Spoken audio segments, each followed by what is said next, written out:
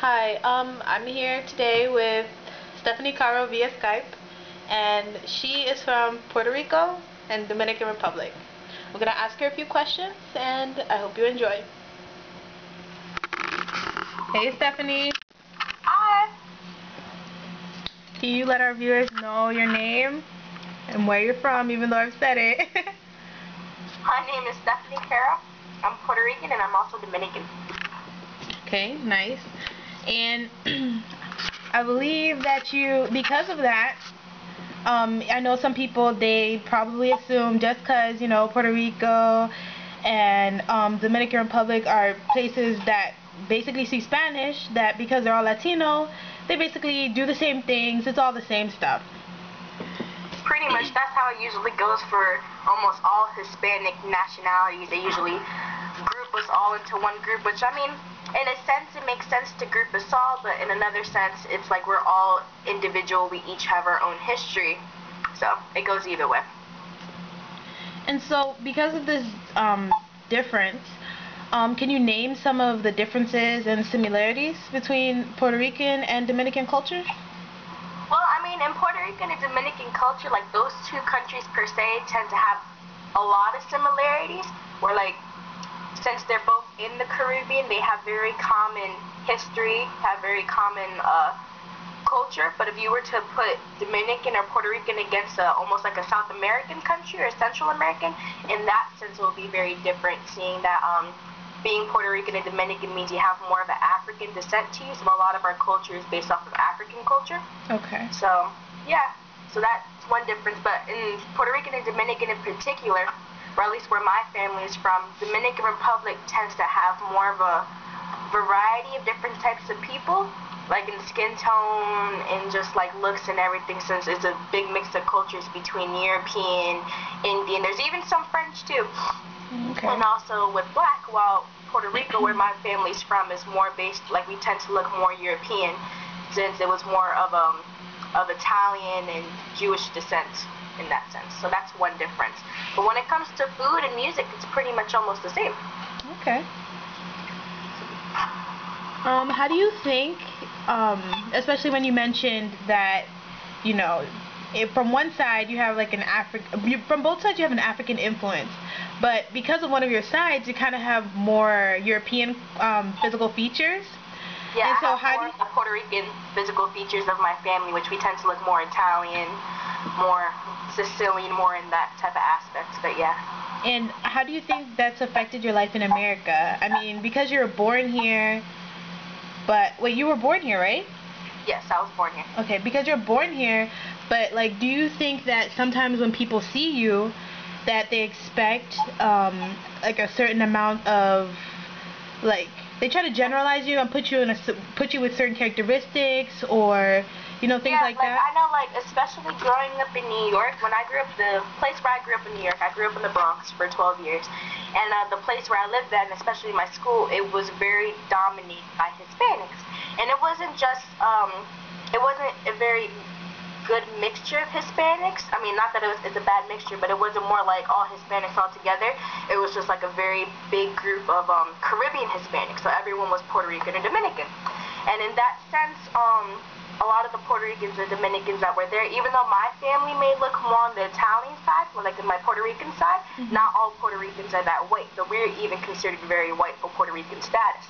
So when I was growing up in New York, since I didn't live with my father, I lived with my mother, and my mother's Dominican, and she always looked darker than me, a lot of people would kind of look at me like, well, she looks white, but her mom looks Spanish, so what is she? And when you grow up in a school that's dominated by one culture, they kind of have sort of expectations of you, like, you're Hispanic if you do this, you're Hispanic if you look like that. So if you don't fall into those characteristics, then sometimes it creates problems growing up. It's more of like an identity crisis, especially when you're younger, because when you're younger, everyone's so worried about the social norms, and you haven't really figured out who you are yet. So that was more of a problem when I was growing up. Okay. Do you feel that excuse me, do you feel that America has been decently tolerant, or like is becoming more tolerant of diversity, and that there'll come a time when children don't feel that they're really different because people are going to all be from multiple backgrounds? I mean, it really depends because I've been moving around a lot since I was younger. I lived in New York since I was 12, and then I moved to Delaware for about 5 years, and then I've been in Maryland. Living in New York, they're very tolerant of different cultures. Like, they're very open to new cultures, even though I had that complex when I was younger.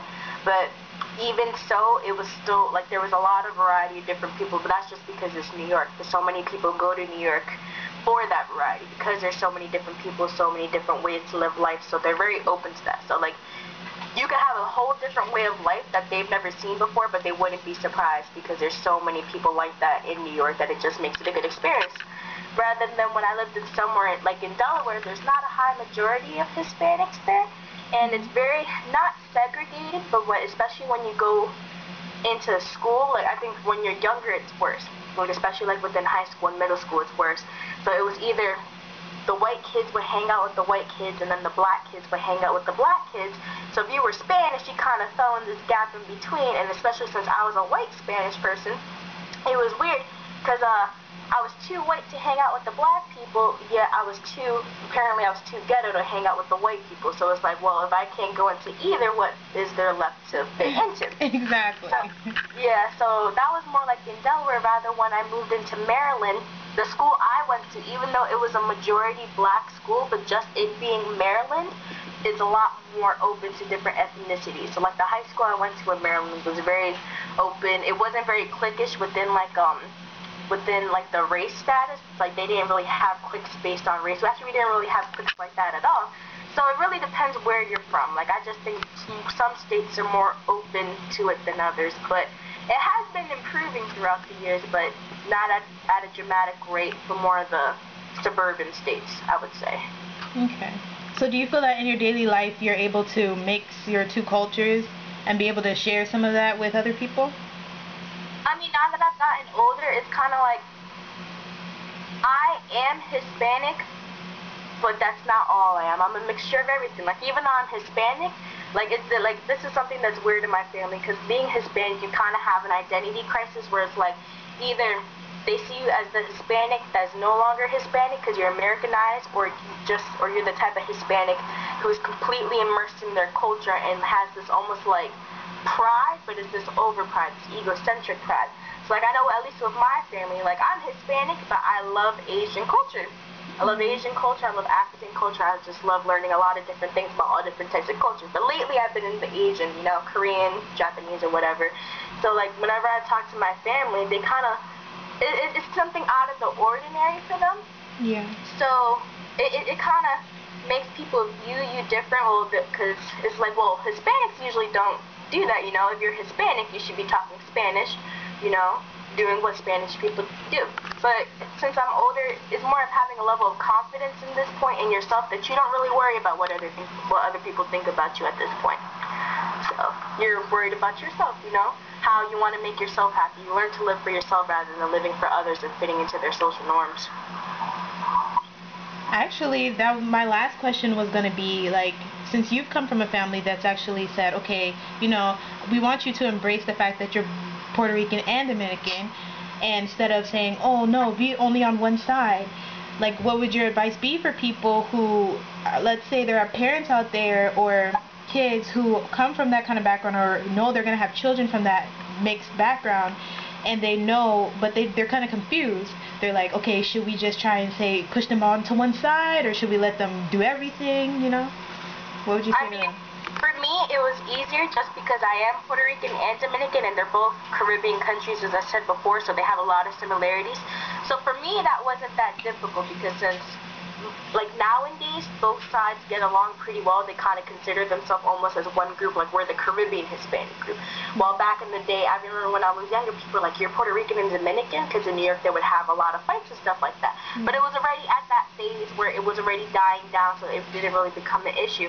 But there's a lot of people I know, like, especially like if you're mixed Hispanic with white, Hispanic with black, a lot of races are egocentric, and there's so much racism in between the two that you just kind of lose yourself in the process. So with my suggestion for them, or my advice to someone who's kind of falling into that gap, or like unsure about themselves, just have confidence in yourselves. Yes, it's important to know about your culture and to be a part of your culture, but your culture isn't who you are verbatim. You're a mixture of a lot of things. You are you. Like, you should live for yourself. You should be happy with whoever you are. If you're black and you're Spanish, great. If you're white and you're black, that's great, because that's you. You are beautiful the way you are. So just have confidence in yourself and just live for you. Whatever makes you happy will ultimately make you happy, and you will pass down your values, whatever your values are, to your children. Your children will learn the same thing. But if you have confidence in yourself, because when I was young, I used to be like, I didn't have a lot of confidence in that, just like the way people would look at me all the time, like you kind of didn't know who to hang out with, what you were. But the more confidence you have, the more sure you are of yourself. And the more sure you are of yourself, the happier you will be throughout your lifetime, no matter what anyone says about you. All right. Yeah, that's it. All right. Thank you, Stephanie. You're welcome. Well, folks, you've heard it here. This is Stephanie Caros. She's Puerto Rican, Dominican, and she's proud.